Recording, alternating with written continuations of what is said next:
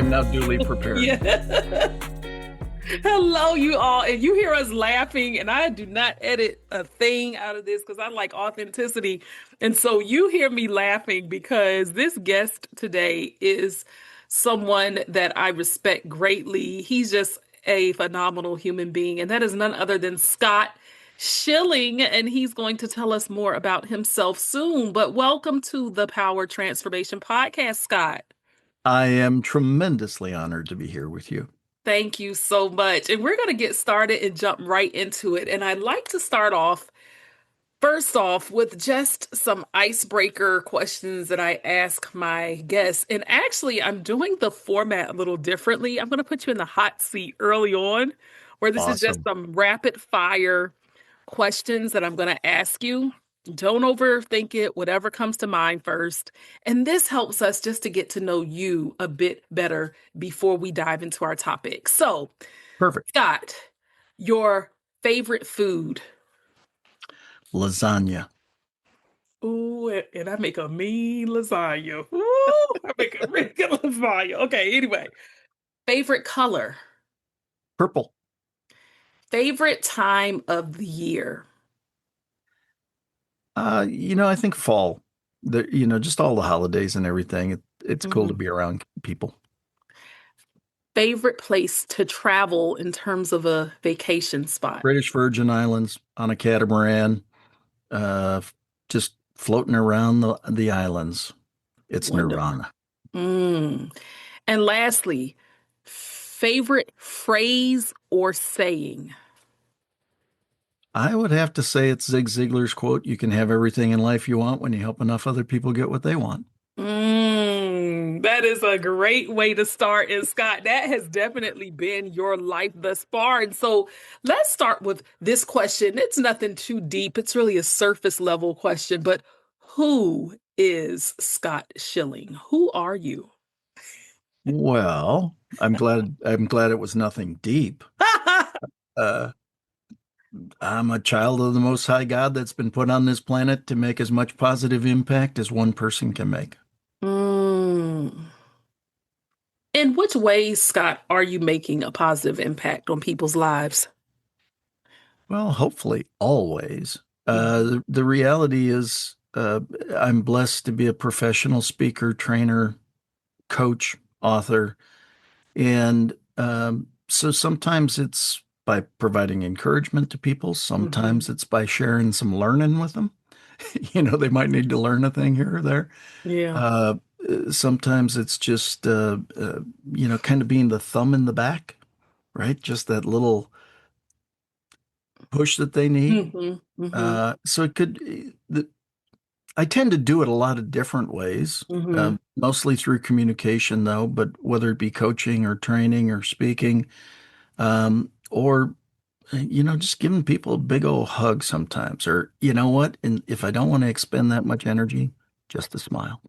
Indeed, a smile goes a long way. It certainly does go a long way. And you've actually answered my next question that I was going to ask you in terms of what you do professionally. And you've talked about that.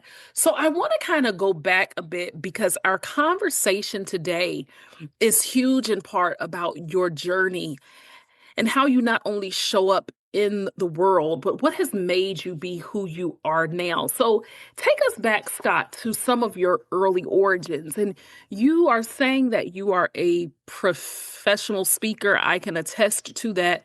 Renowned in so many ways in terms of your trainings, in terms of the number of stages that you've been on. So it begs the question is that in your younger years, childhood as well as adolescence, in which way does the life you have now, how did it show up in your earlier years?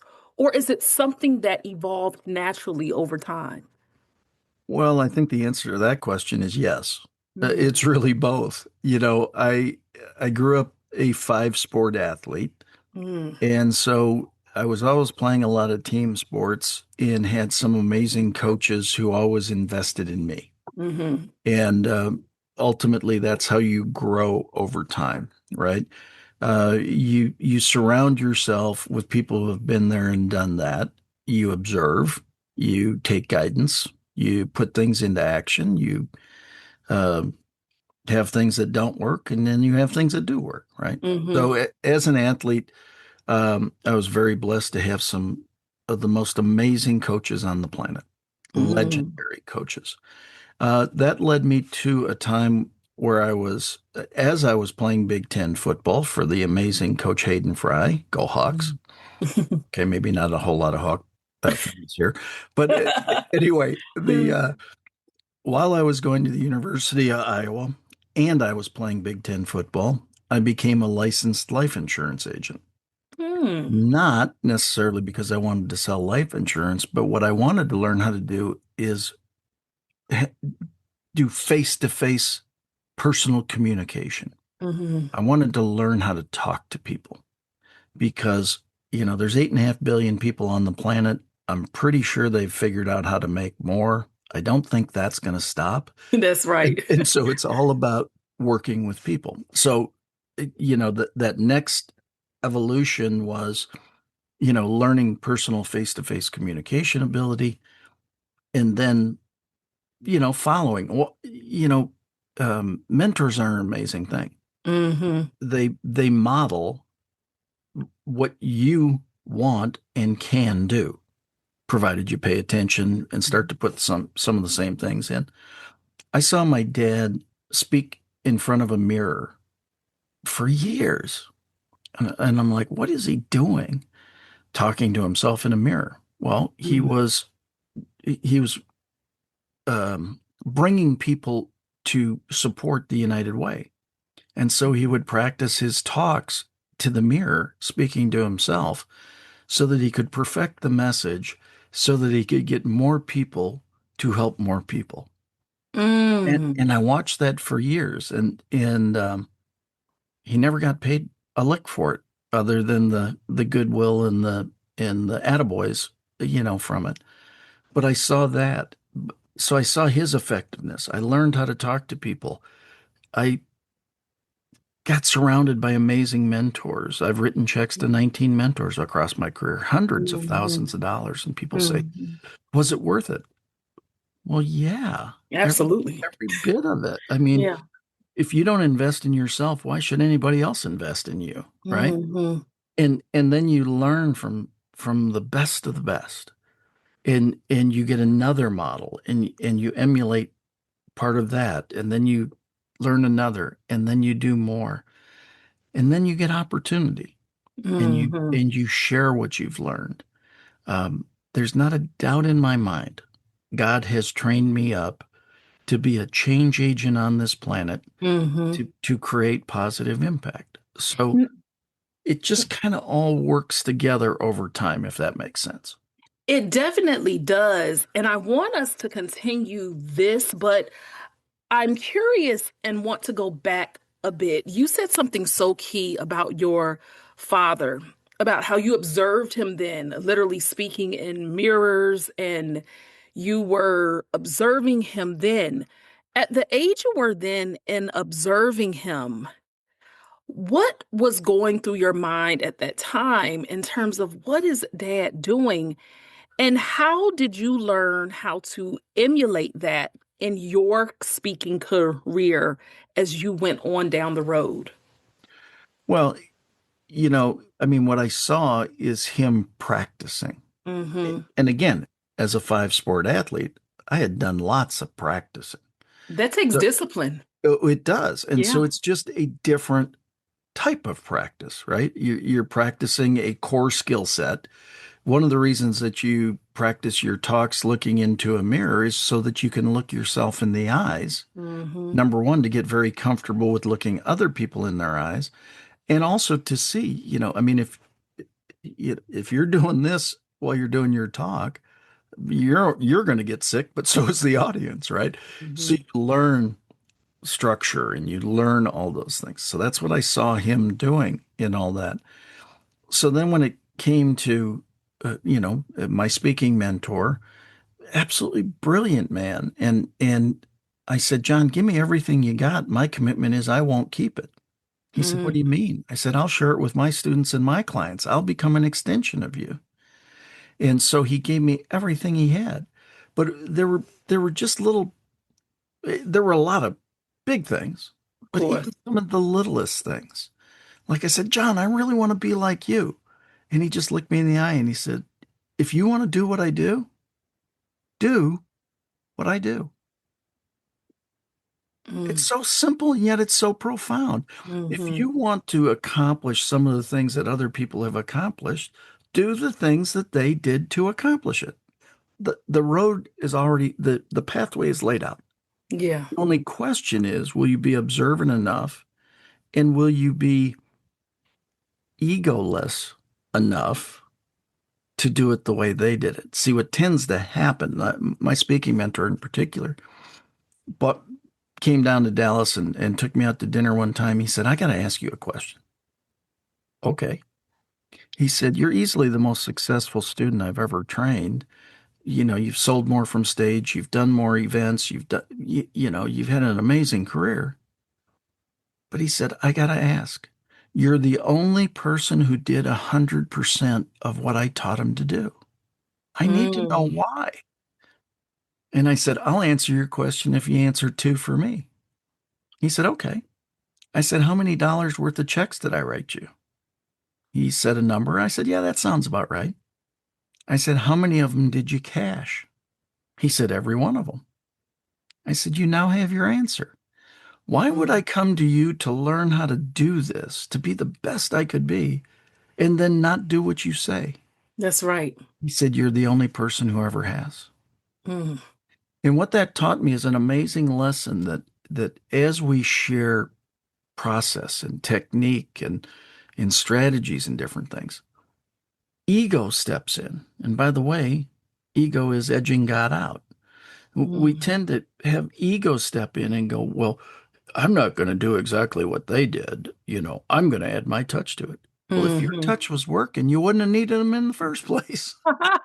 That is so true. That right there is worth everything because it's true. If you already had it together, you wouldn't need that type of support, instruction, or guidance. And so, what I am interested in, Scott, because hearing you speak and knowing that you have been on over 3,000 stages in your career and you have interacted with some world renowned figures, and you are one of them. But take us to how you went from this athlete, a five-sport athlete, then to selling insurance. But take us to how you actually ended up on the stage as a professional speaker. What was that aha moment, or did it simply just come to you? Well, no, it actually kind of was an aha moment. So classically, I'm a sales guy and a sales trainer. Mm-hmm. And so, you know, I became a national sales training trainer at age 25 in a corporate environment, youngest in history, Mm-hmm. youngest sales manager in history, youngest divisional manager in history. And so I standing in front of rooms talking to people was a natural thing for me. But as my career went on and as I was living a really nice life, Mm-hmm. a life that many people would have desired. Mm-hmm. It was awesome, but I wasn't as fulfilled as I believed I could have been. Interesting. And so there was a day that I just kind of went, you know what? I think I could positively impact more lives if I became a professional speaker. If I took what I've learned to this point, now get professionally trained and go to that next level, I could have more impact. So I made the decision that I was going to become a professional speaker. Well, my speaking mentor said, grow into it, don't go into it.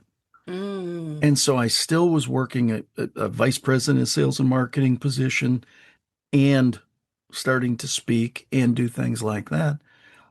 And the president of the company called me in one day and he threw down a piece of paper and he said, what's this? I said, it looks like my homepage on my website. He said, why do you have a website? I said, well, two reasons. Number one, because I can. Mm. And number two, because, on my off time, I'm speaking and training and working to help more people on the planet. And he said, well, why didn't you come talk to me about this? I said, because I know you. You would have Mm. said, you can follow your heart or you can work for me. And you'd make me choose. And he said, no, I wouldn't. I said, yes, you would. He said, no, no, I wouldn't. I said, yes, you would. He goes, yeah, you're right. I think you need to choose. And I Wow. said, okay.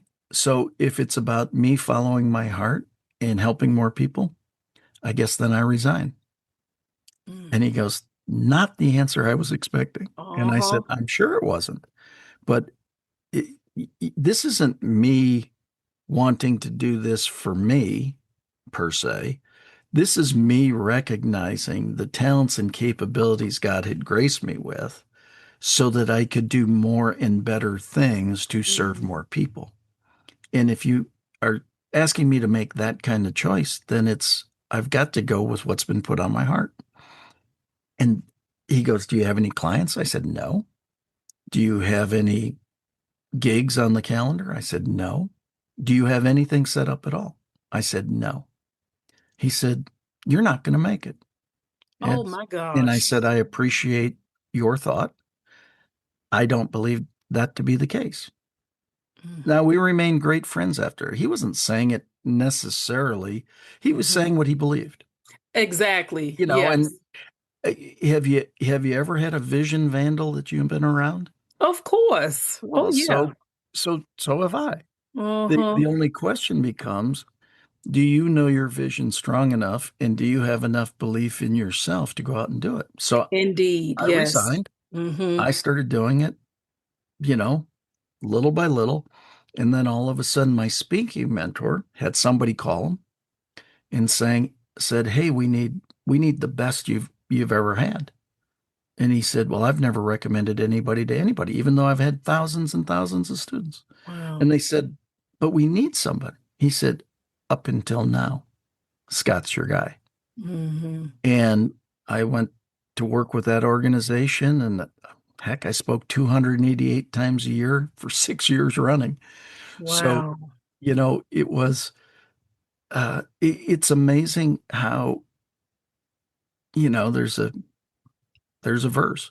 God never puts anything on your heart he doesn't equip you to complete. Mm-hmm. Now, there's a lot of times he puts things on your heart in the early stages. You go, Mm-hmm.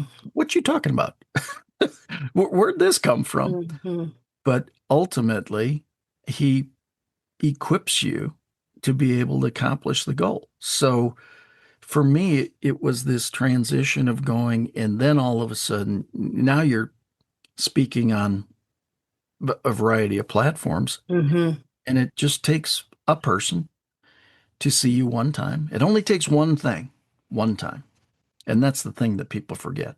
They don't do enough foundational groundwork to understand it only takes one thing, one time. Mm-hmm. Somebody saw me speak. Um, they thought I was pretty dang good at it. They had a major opportunity, and the next thing you know, I'm speaking alongside General Colin Powell, Steve Mm-hmm. Forbes, Rudy Giuliani, Laura Bush, Terry Bradshaw, Zig Ziglar, Les Brown, Jack Canfield, Susie Orman, And on and on and on. and Yes. on and on and on. And Exactly. and I don't share that out of ego or arrogance. It Mm-hmm. just is. It just happened. The point is do the right things for the right reasons, put yourself in the right places with the right equipping, and the opportunities show up. If you're not ready to fulfill the opportunities that come your way, Mm-hmm. when they come your way, the opportunity is there. It's just not going to be yours. Indeed. You got to do the work in advance. Hmm. And Scott, some people would hear you or see you and say, wow, he's had it made his entire career. And Hardly. for him to be on so many stages with all of these people, it seems effortless. But people don't know the behind the scenes. People don't see the work and the effort and everything else that goes on back there. So take us to a place, Scott, and you can share anything that you'd like as comfortable as you are. But tell us a time when during this journey of your professional speaking career, you had to navigate both staying focused on that and then some real personal challenges or pivots. What did those times teach you about yourself, and how did you continue moving forward with the vision that God gave you? Uh, Man, I don't think we have enough recording time for all this. The uh, Again, I was blessed. Hmm. People go, well, how did you have that opportunity to get on those big stages with all those big names? It's simple. 10 years earlier, I was asked to do an event here in Dallas. They anticipated 250 people. There were 750. Mm, That's a cool thing, except you don't have enough staff. You mm, just haven't planned it well. I finished speaking. I went to the promoter and I said, "Hey, you don't have enough people in the back of the room. I'll work the back of the room in your behalf the rest of the weekend." He said, "We can't pay you." And I mm, said, "I never asked to be paid." I said, "Let me have the opportunity to help." And so I did. 5 years later, that gentleman walked into the Marina Inn in Sarasota, Florida. I said, "Hey, Rick, how you doing?" He goes, "You remember me?" I said, "Yeah, we did the event 5 years ago. Are you kidding me? That was such a great event." He ended up taking advantage of the offer I made that day. 5 years later, he was responsible for putting people on the biggest stage in the world at that wow. time. Wow. The founder of the company, the president of the company, he all said, "Okay, let's think about this. Let's pray about this. Who's the best speaker in the country that's not speaking on our stage right now? Write down a name. We'll pray over it. We'll open it up, see who it is." So each did that individually. They all wrote my name. Anyway, they wrote these Yeah. pieces of paper. They opened it all up, and all three of them had written my name.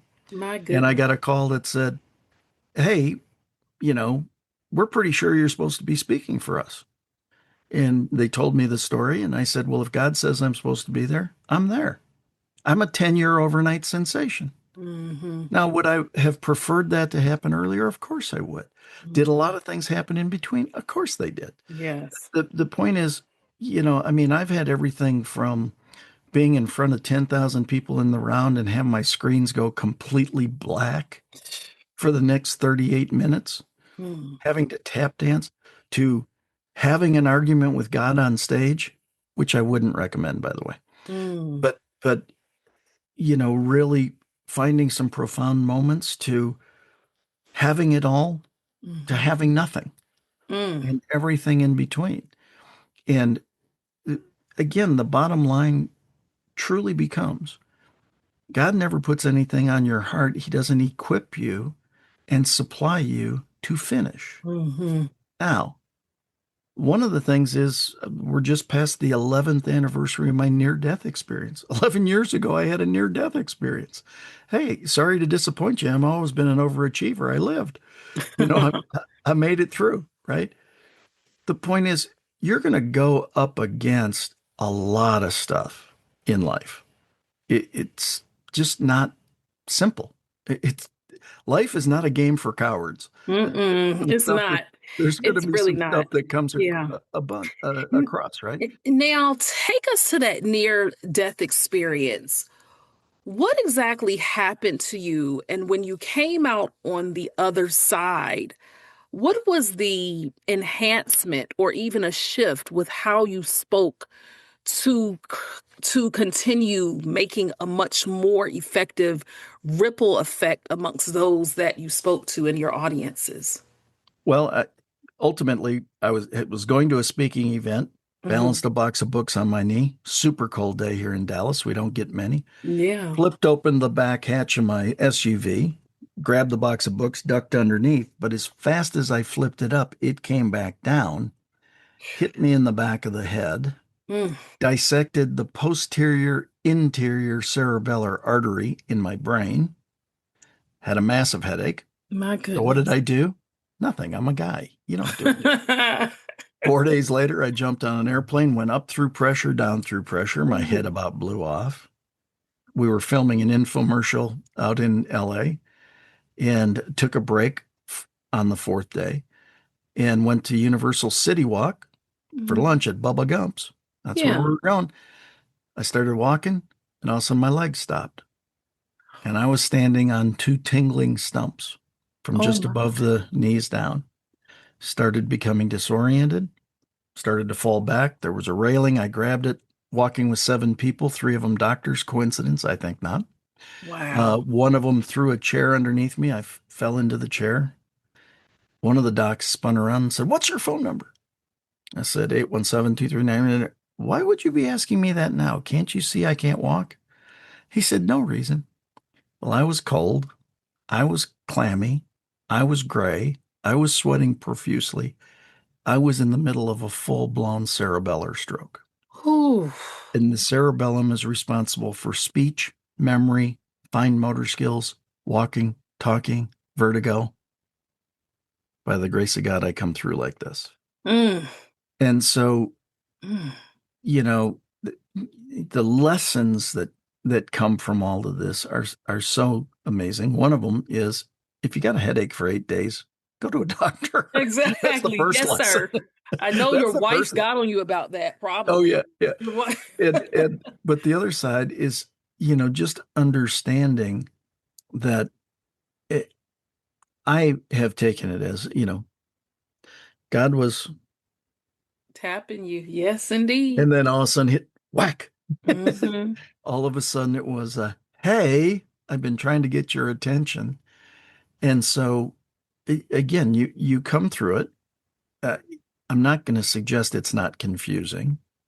I'm not going to suggest that I didn't do a lot of seeking and searching because I did. And then at some point you finally realize, wow, this was done for me. Mm. I believe I've found the equation to total peace. God's plan and timing is perfect. Hmm. Plus, all things work together for my good equals total peace. Mm.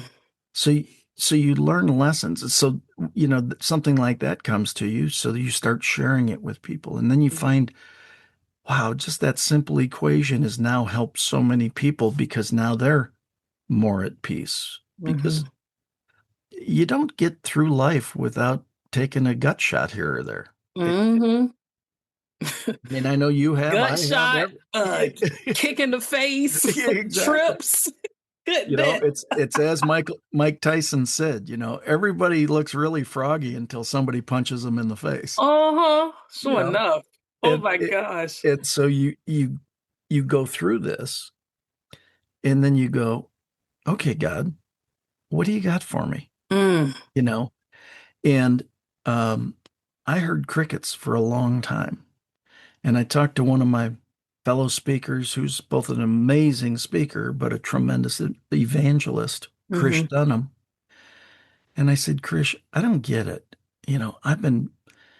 I believe I've been obedient. I believe I'm doing what I'm some doing. And I keep on saying, God, use me. I keep on praying, God, use me. Hmm. And I said, I'm hearing nothing. And he started laughing. And I said, did I say something funny? He goes, yeah, wrong prayer. Mm. I said, what do you mean wrong prayer? How can God use me be the wrong prayer? He said, because the right prayer is, God, make me usable. Oh, Scott. I wasn't expecting that. Yes, Yeah, drop the Mike. mic.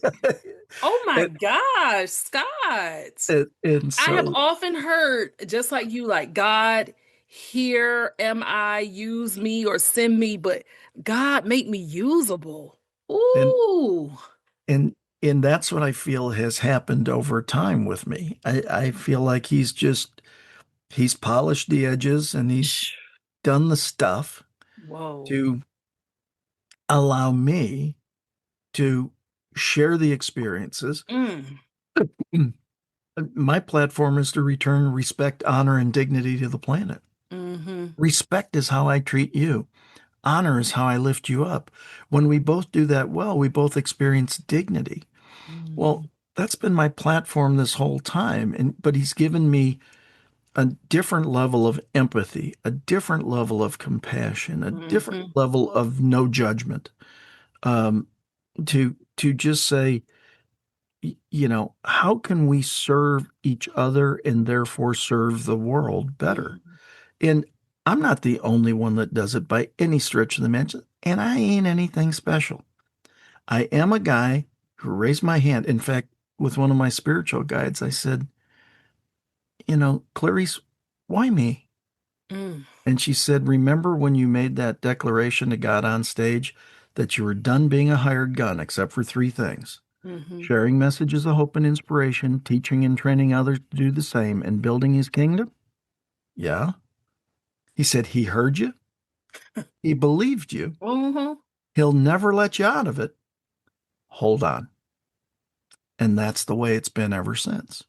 And those are what I call dangerous prayers, but I don't mean Yeah, dangerous in agree. like a negative sense. Those are dangerous prayers because when you get to a certain level of faith and trust and confidence, and you have this burning spark in you that you're meant for more in order to help people, and you pray those courageous, dangerous prayers. And to me, prayer is simply conversation with God.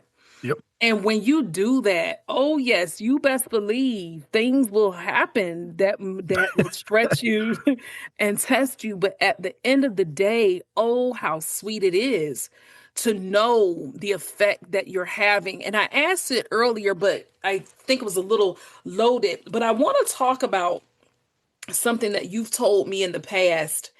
And you have told me before, and I quote, be the first stone that starts the ripple.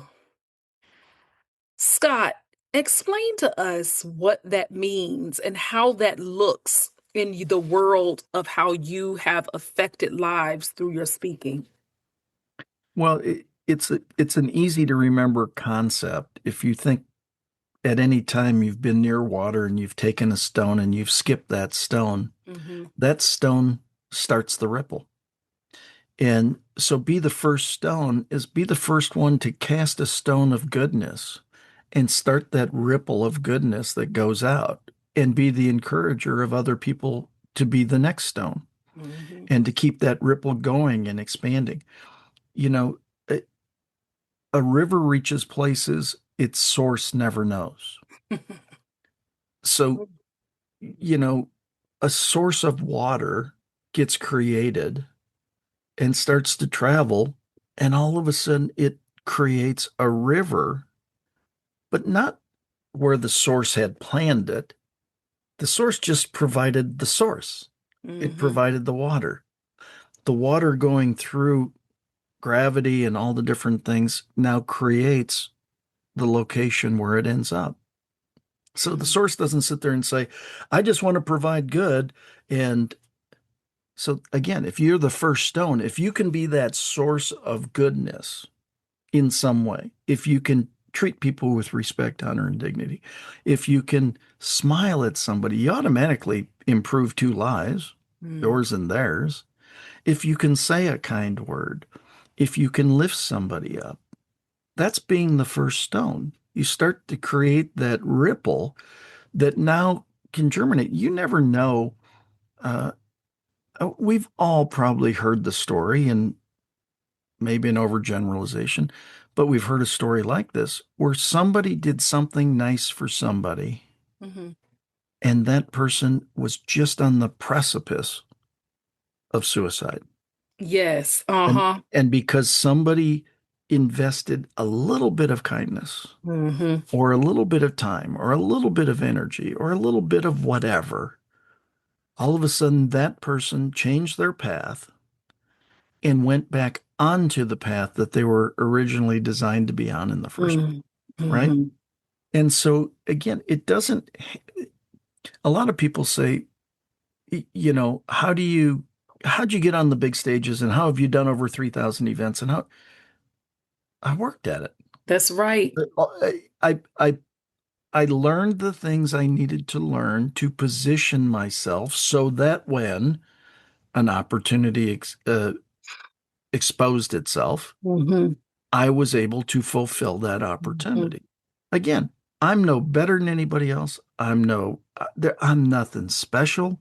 I grew up in Milwaukee, Wisconsin. I'm a cheesehead. You know, my parents My dad worked for the same company for 46 years. Hmm. From the time he was 17 till he was 63, I saw that modeled. My mom was the secretary for the superintendent of schools and had five other jobs, not because she needed it, because she wanted to contribute that much. Wow. When my daughter graduated from high school, my mom flew in for the graduation. She was 85. She had a new gold watch, and I said, "Hey, Mom, what's with the bling? That's not like you. You don't do stuff like that." And she goes, "Oh, Florida hospitals gave it to me for 25 years of volunteering." Oh, I said, "You started when you were 60?" She goes, "Doesn't everyone?" oh my. So again, Wow. you see good things modeled. Hmm. And as soon Mm. as you see that, you have a choice. You can use that modeling you see Hmm. and model it for somebody else, or you can ignore it. I don't know why you would, but again, the I I've been blessed to end up with some big names that everybody knows Hmm. that I can call friend. Now, I don't sit there and go, "Well, I know this." That's not what it's about. That's right. It's about, you know what? We have these same conversations because they'll say the exact same thing.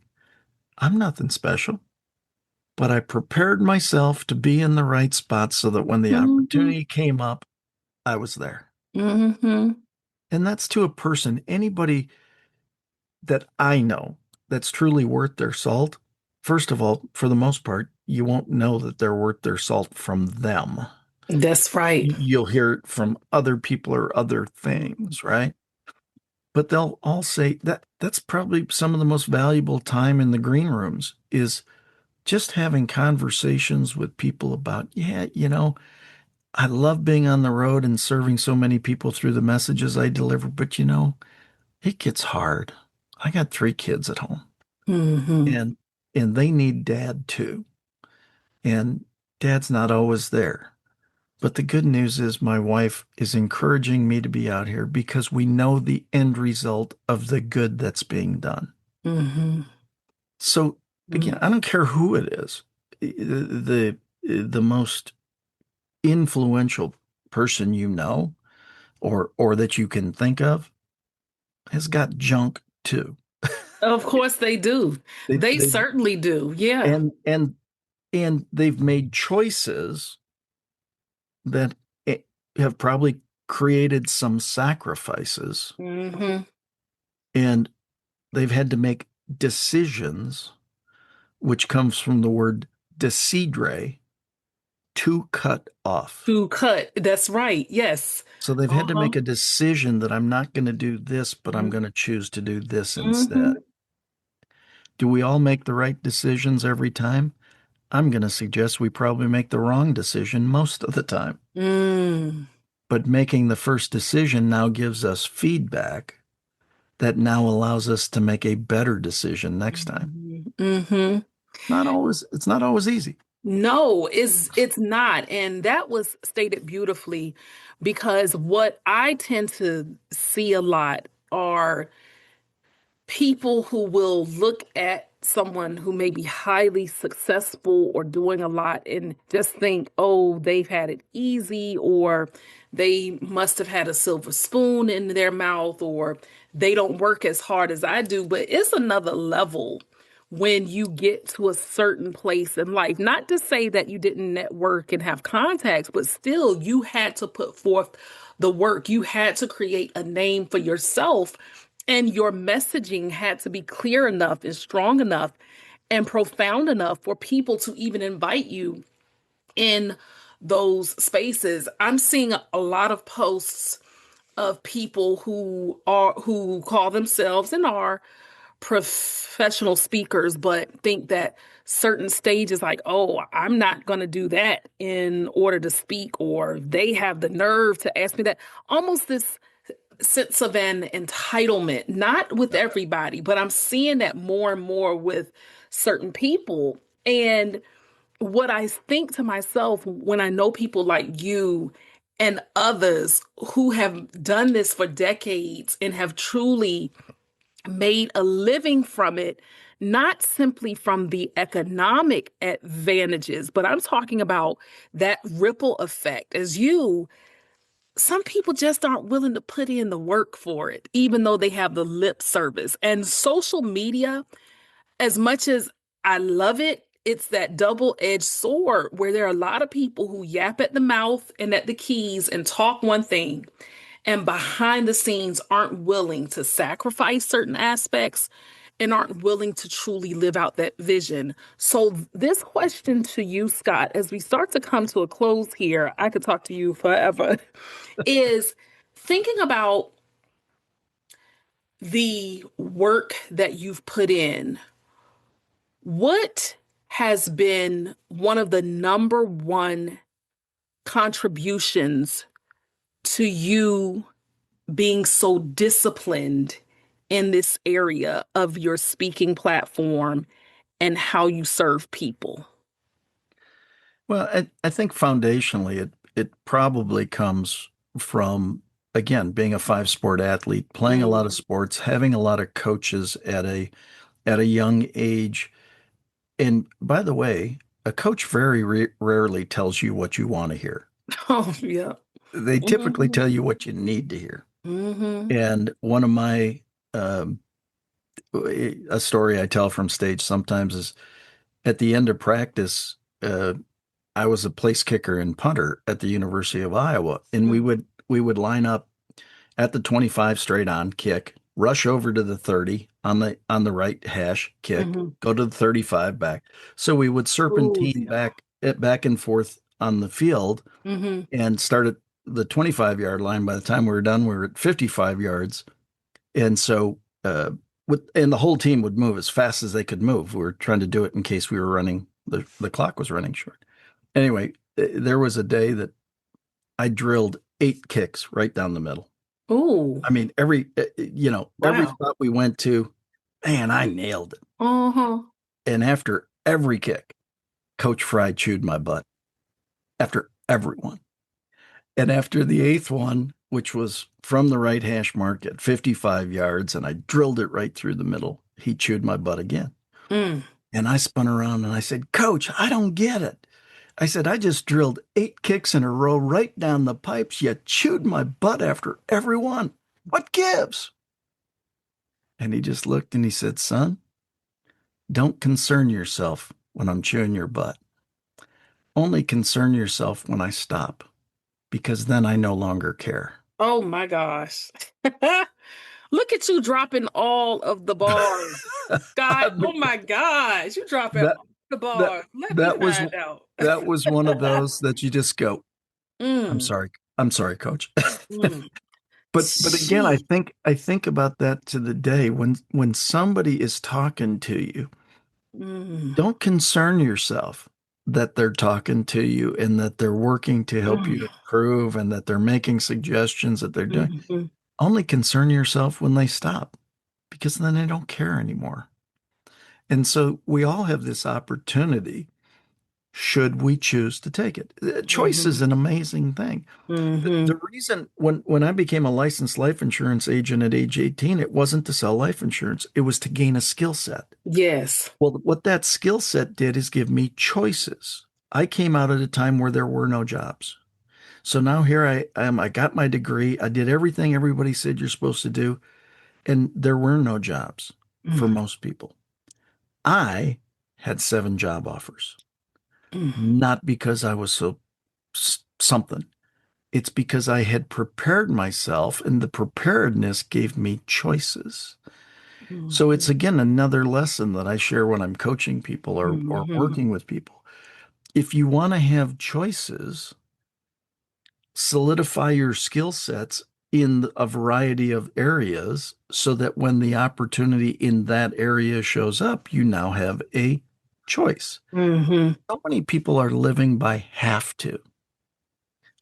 Don't you want to live by want to? mm, And so again, it's the encouragement I give people. I'm Hmm. not suggesting it was easy. I mean, I was going to school. Yes, I went to class. Yes, I graduated. I was playing Big Ten football. Let me tell you what that takes. And I became an insurance agent all at the Hmm. same time. Hmm. So Yeah. you had to sacrifice something, right? Hmm. Again, And anybody can do that. yes, and that's what I was going to say is, with me as a Black Latina woman in today's society, I'm in my 40s, I'm 44, but I know the history from whence I came. I know a lot about my family history. I've been doing genealogy since I was about 12. And I'm not, what I want to get across to the audience is yes, we acknowledge our country and the origins and even things that still happen today. However, in 2025, and by the time this airs, it'll be early 2026, I don't think that people can no longer use certain things as a crutch or an excuse to stay stuck where they are. Because even with me, before the full time entrepreneurial route, in spite of my health challenges or grief and challenges I experienced, I had a very thriving, successful career and still move forward. And my question to you, Scott, is because we had talked about this. While privilege exists in certain aspects of it, we've seen the flip side too, where people who had incredibly dire straits beginnings have made it to a certain level in their life through the hard work, the effort, the networking, the contact, people who genuinely cheered them on and supported them. So, what do you say, regardless of race, gender, or age, to a person who desires to be a professional speaker, but puts up their own excuses and barriers about why they aren't getting to certain places or why they can't do X, Y, and Z? Because just recently, and this is no criticism to the person, I saw a post from someone where they were really disappointed that they aren't a professional speaker as of yet. And most people were, oh, I'm sorry to hear that, blah, blah, blah. But others, like me and a couple of others, weren't harsh, but I didn't even know this is what that person wanted to do. And they came back later on and said, I thank everyone, you know, for the words, but I don't take tough love well. So I deleted my comment and I just kept it moving. But in the back of my head, I'm still like, I didn't even know that's what they wanted to do. So what do you say to a person who feels like they're not getting anywhere, but the reality is people might not know? Well, I'll give you a simple one. Uh-huh. If they build it, they will come only works if you know they built it. Mm-hmm. So the point is that with that person, again, with as you were formulating all that, what came to mind is Dr. Ben Carson, amazing Mm-hmm. neurosurgeon, right? Yes, And he said, when I cut the top of somebody's skull open and I remove it and I look at their brain, they're all the same. that's right. White, black, yellow, male, Mm-hmm. female, they're all the same. And so the reality is, while some people, there are a tremendous number of people who have had easier paths to success. Of course. But there are also a tremendous number of people who have had the worst, most blockaded, most ridiculous paths to success and had success. Mm-hmm. The point is, Henry Ford said it in 1939, think you can, think you can't, you're right either way.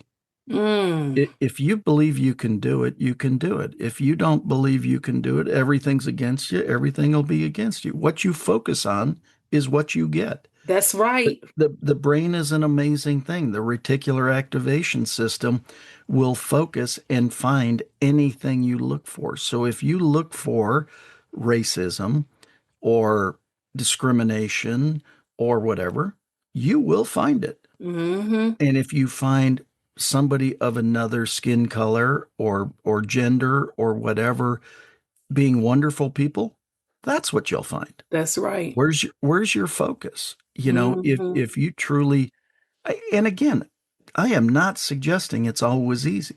I am not this is not, you know, oh my gosh, everything is just Mm-mm. rainbows and puppy dogs. It's Nope.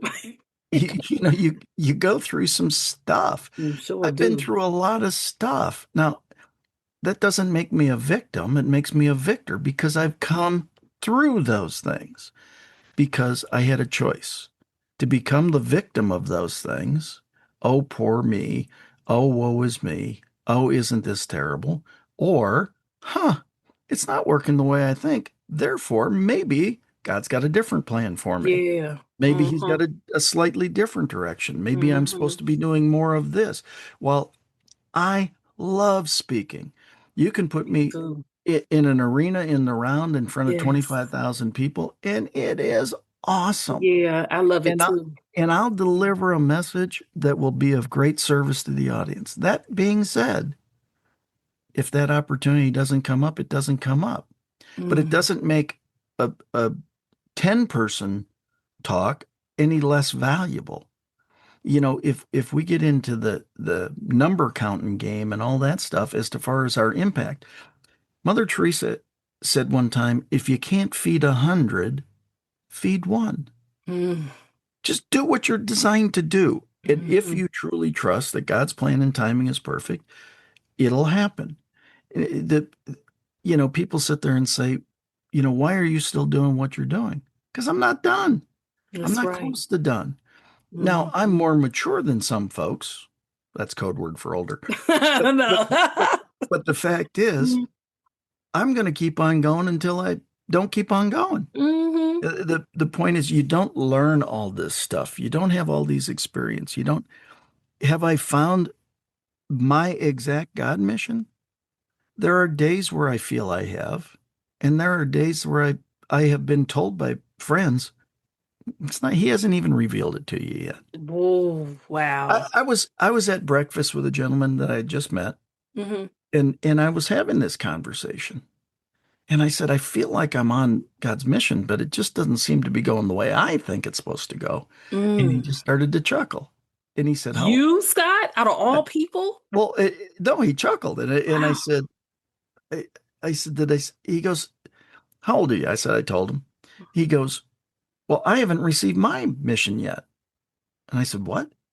He said, I'm only 76. He's way older than Go, you. it. Wow. God doesn't give you, he said, Look at Moses. He was Uh-huh. showed his mission when he was 80. He said he just That's kept on right. giving me different people, and he said they were all 80 or above when they got their mission. He Mm. goes, I got 4 years of learning to do before I get my mission. And he said, you have a whole lot more than I got. Mm. And it put it in a different perspective, right? Do the do the right things for the right reasons with the right people at the right times, the very best you can, and understand that it's probably going to get righter in the future. Yes, Just indeed.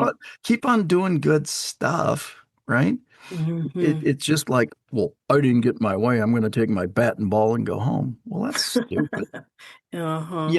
What if somebody else then says, well, we need somebody with your skill set, but now we hate your attitude Hmm. because you caused that attitude like that. If you're going to run off and do it, expose yourself to whatever opportunities. People say, well, I've got a podcast. My first question is, I'd love to be in consideration to be on it. I don't Hmm. say I'd love to be on. I'd love to be in consideration because it's not about me. Hmm. If the message that I can help deliver with you serves you and your audience, I'd like to be considered to be able to do that. Hmm. It's not about me going, well, do you know what I've accomplished? I am so, it's a bunch of junk. it, Yes. we're we have an opportunity to contribute at whatever level there is. A Mhm. 10-year-old can mentor a 7-year-old, but a 7-year-old can mentor a 10-year-old. Mhm. Probably a different topic and probably a different thing. It's the exact same thing. We all have this expertise called life. There is only one you. Nobody, nobody is better than you at being you. The question is, do you choose to assimilate that, put it all together, and now be able to serve people with it from your absolutely unique point of view? Mhm. And is that a positive point of view, or is that a less than positive point of view? If you believe the world is conspiring for your good, the world conspires for your good. Yes, If sir. you believe is everything's being done to you as opposed to for you, you'll see it that way. And Mhm. and we're living in a world right now, whereas if we would just add a few smiles, be nice to people. Well, Scott, this is way too simple. Yeah, it starts with simple. Mhm. You know, tell me anybody that you like hanging around that is a grump. Nobody. Exactly. You just Nobody. Mm-mm. that's not fun. That's No. all about themselves. That doesn't care about anything else. That's not the people you want to associate with. Well, if that's not who you want to associate, then don't be that person. That's right. That is Be so the true. be the person that people want to associate with for a lot of really good reasons. Wow. Oh, Scott, this has been incredible. And I'd like you to share how a person can learn more about you, how they can connect with you. How can we find you? And of course, I'll have it in the show notes. I don't hide very well. My website is scottschilling.com. Mhm. My email is scott@scottschilling.com. If anything that I've said throughout this time has encouraged you to want to learn more, reach out. If anything I've said is aggravated that you want clarification, reach out. If Mhm. you're not if you're not sure which direction you're going, reach out. It doesn't, Mhm. you know, this is about again being of service to people. Yeah, My email signature is please let me know how I can be of service. that's true. It Mhm. has been that way since the internet came out. That is true. Somebody, when it first internet first came out, said, "What's your angle?" I said, "What are you talking about? What's this? Please let me know how I can be of service to you." I said, "It's pretty self-explanatory. Just Please let me that. know how I can be of service to you." Yeah. And they said, "Yeah, but what's the angle you're playing?" I said, "There is no angle. Let me give you a simple explanation. Wow. I can't control how you accept that message. Mhm. The only thing I can control is my offer and sincerity behind the message. That's my message. Let me know how I can be of service to you. Mhm. If it more than likely isn't working with me, but it might be working with friends of mine like Alethea Mhm. Mhm. or others that Mhm. I play a big traffic cop role. I find out what somebody needs, I find out who does it, and I typically put people together. Yeah. Sometimes I'm even that person, Yeah. and I would Exactly. love to work with you if in fact that's the appropriate thing. But That's if right. not, let's still connect. That's You, right. you can't know enough people. And lastly, Scott, what has being a professional speaker who's had such a global impact on others taught you the most about yourself? You know what? I think it's just be yourself. Mhm. You can't be me. I can't be you. I can't be anybody else. This is how I am day in, day out. We talked about it earlier. Somebody says, "How you doing?" Fabulous. And I'll get Mhm. better. It's the way I answer every time. Mhm. Why? Because I want to bring a smile to people's faces. I want them to change their state. If you called me on my phone and your number was in my phone, I would answer it. Felton's fan club. How can I be of service? Yeah. I have friends that call me just to hear that. Well, I'm gonna make sure you have my phone number so that that can happen. So I need that. Test me. Check it out. If your number is in my phone and your name pops up, that's the way it get it. Alethea's fan club, Scott That's Schilling, right. president. Yes, yes, indeed. I certainly will. And gosh, Scott, Lord knows you are a blessing and a light Thank in my life. And I am so honored and privileged to know you. And thank you again for being that ripple, because now I too am one and I can spread it on to others just as you do. And it has truly been an honor having you as a guest here on the Power Transformation Podcast. Thank you so much, Scott. you. My pleasure. It's an honor to call you friend. Thank you for tuning in to this episode of the Power Transformation Podcast. If you enjoyed this episode, be sure to follow or subscribe, leave a 5-star rating, and write a review. It helps us inspire even more listeners. And don't keep it to yourself. Share it with someone who could use a little power in their transformation.